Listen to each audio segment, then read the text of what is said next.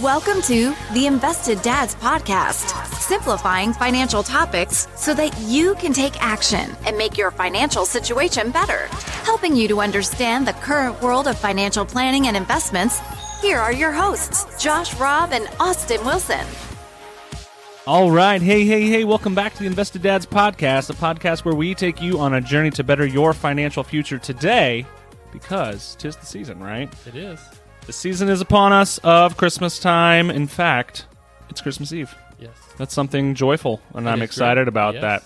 So we are going to be discussing the phenomenon known as a Santa Claus rally. Yes. Every time I picture that, I see people in the streets with picket signs, no more coal, being good is relative, those type of things. That's the Santa Claus rally, right? They're out there I was petitioning. thinking something about eating too many cookies, where you just rally around rally your through it. teammates, and you just plow through that plate of cookies. So anyway, nice try. It is cookie season. It is Santa Claus season. However, dang, I'd eat a cookie right now. Why do we always record this when I'm hungry? You're always hungry. So we I can't am ever always record. I am always hungry. So yeah, it is cookie season though. Yes. So what are we actually talking about? So a Santa Claus rally is a term within the financial industry that relates to this time of year.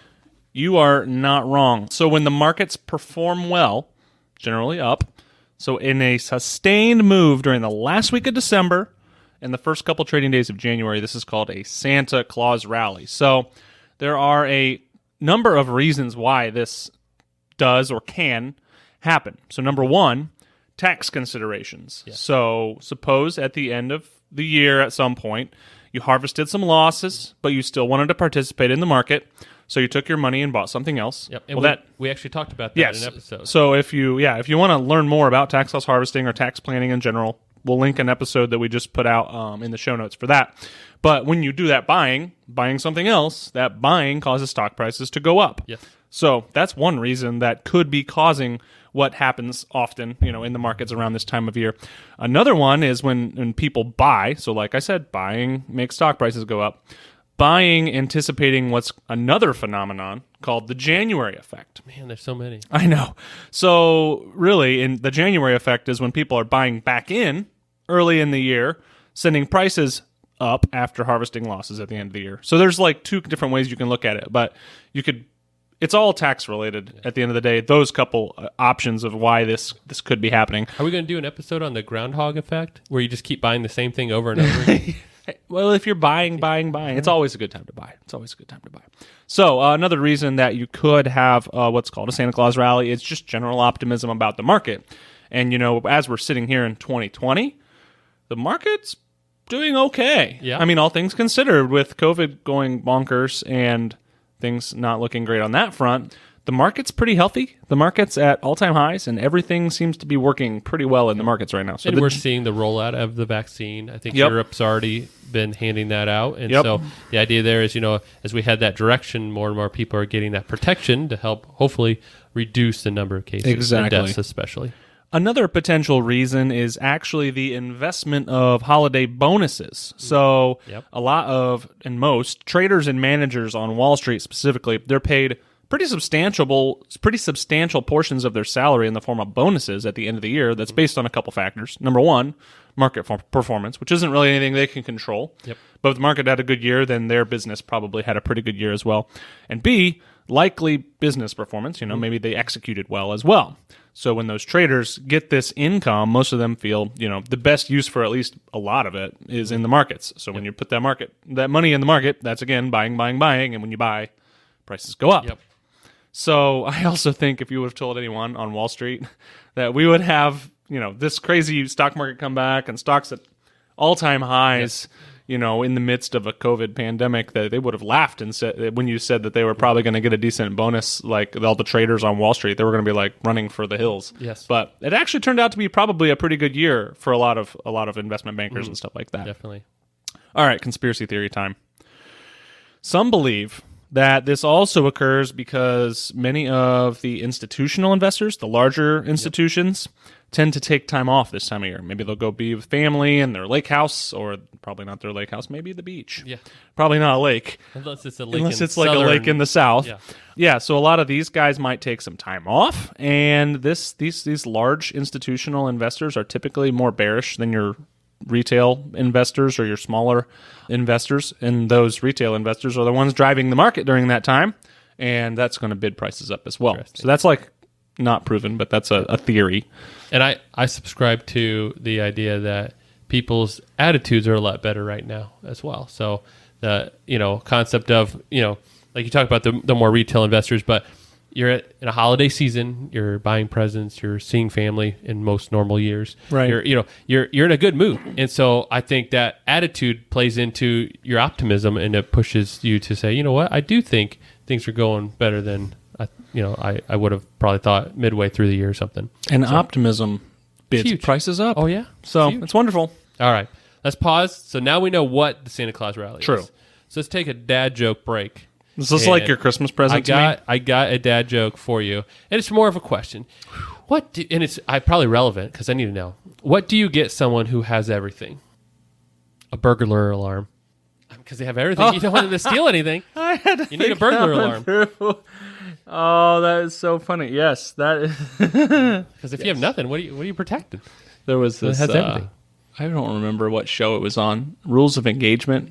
That was an old show that used to be on. That was a funny show. So David Spade and Patrick Warburton, fun fact, they're hilarious. They are Cusco and Kronk on Emperor's New Groove. So when you watch that now, you're like, dang, this is even better.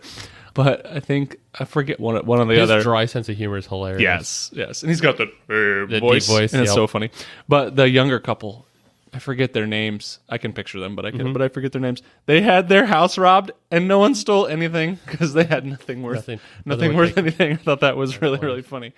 So back to the Santa Claus rally. So let's talk about some statistics over this period of time, and it's kind of funny. So I was looking stuff up for this and preparing for this episode, and I found some statistics, and I was like, okay, this is great from Investopedia. But when I added up the numbers, they didn't hang. So we're going to link this in the show notes, and I had to manually calculate some of these myself. It was interesting. So since it's due to rounding. And then due to rounding, it's like a big asterisk you can put on anything. So since 1969, this period that we've been talking about, so like the week leading up to Christmas into the first couple trading days of January, has generated positive returns 36 of the past 50 years. Okay. So that's 72%. That's pretty good. That's actually more than average. Yes. And the average return over this period has been around 1.4% cumulatively over that time, with positive returns typically in all 7 of those trading days during the rally. Interesting. Now, if you remember, I'm thinking like 2018 most recently. That was not good. Not a good last couple days of the year. So that's one that took down that statistic a little bit. But overall, generally pretty positive. So I guess that's kind of where we're at. Yeah. So what do you think this year then? I mean, we had a pretty crazy year. COVID is still here. What do you think? What are your predictions? I mean, I'm going to put the disclaimer out there like I probably should that I don't know for sure what's going to happen, and anyone who does should probably be fired. Yeah. But also, I can say that the market has done things that were unpredictable this entire year, from a sell-off to a rebound to all-time highs. Some of those things just haven't really made a lot of sense. But overall, I think sentiment, how people feel about what's going on in the market and the health of the market and things like that, and having kind of a light at the end of the tunnel with vaccines and stuff like that, I think is pretty good.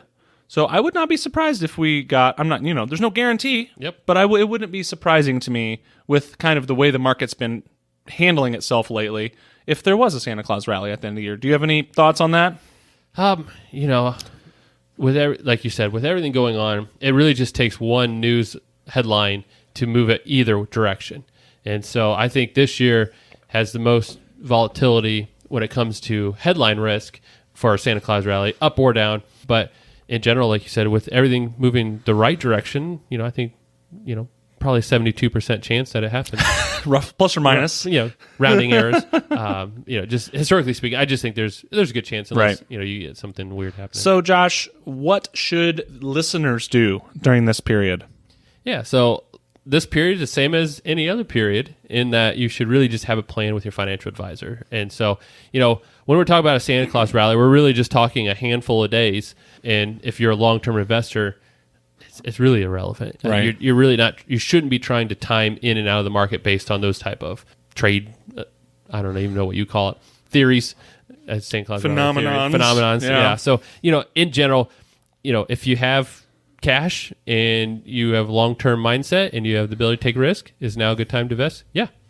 So was 2 weeks ago. Exactly. So was 3 years ago. I think long-term perspective just means get the money in and get it compounding. Timing this potential or could or could not happen Santa Claus little rally, this little 1% bump maybe at the end of the year or whatever, it's inconsequential. It is. In your 30, 40, 50-year plan. Yeah. Even shorter term, And you may be participating in it without realizing it. So like we talked about in the tax loss harvesting, if that's something you do at the end of the year to generate that, chances are you're buying a placeholder and doing kind of what we're talking about here and helping to kind of boost that Santa Claus rally. I would probably advise that you should not count on this to be a game changer for your financial outcome. Yes. Because if you need this to... Don't risk the house on a Santa Claus rally. Yeah. That would be quite unfortunate. Yes. So yeah, like you said, if it was a good time before the end of December to buy stocks for your financial plan, it probably still is regardless. Yes. So just keep doing what you're doing, and really how you navigate all of these potential Santa Claus rallies and January effects and the February rallies, Groundhog Day, where you keep buying the same thing over and over. Exactly. Made that up. I know. You're gonna get a little rights reserved copyright. I need Josh Robb. What you do is you set up that automatic, systematic investing where you put the same dollars or percent or whatever it is into your account every single month, and you just don't think about it. Just let it go. Yep. And then you'll either.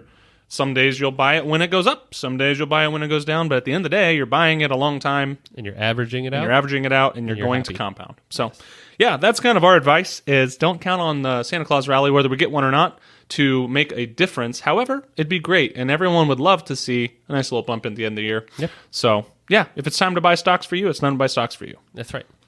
All right, so thank you very much, Austin, for filling us in on the Santa Claus rally. Sometimes we forget that there's these terms in our industry that maybe people hear and don't understand or aren't as familiar with because they're not living it day in and day out. So if you guys have any questions or thoughts or you hear something like that and want to know, hey, what is that? Shoot us an email at hello@theinvesteddads. We'd love to talk about those topics. Austin, what else can they do? Yeah, well, first of all, as always, check out our free gift to you. It's a brief list of 8 principles of timeless investing. These are overarching investment themes meant to keep you on track to meet your long-term goals. It's free. It's a nice PDF. It's on our website. Check that out. You can also subscribe. We'd love it if you'd subscribe, and then hopefully you can get an alert when our episodes come out every single Thursday. We'd really appreciate it if you'd leave us a review specifically on Apple Podcasts because that will help us to show up in rankings and help a lot more people out. Yeah, and if you liked this episode or had someone asking about what this Santa is, and he was asking, he might have been asking. Share this episode. Click that share button. Share it with friends and family. Otherwise, just tune in next week because we'll have another one. Yep. Merry Christmas. Merry Christmas. Thank you for listening to the Invested Dads podcast. This episode has ended, but your journey towards a better financial future doesn't have to. Head over to theinvesteddads.com to access all the links and resources mentioned in today's show. If you enjoyed this episode and we had a positive impact on your life, leave us a review, click subscribe, and don't miss the next episode.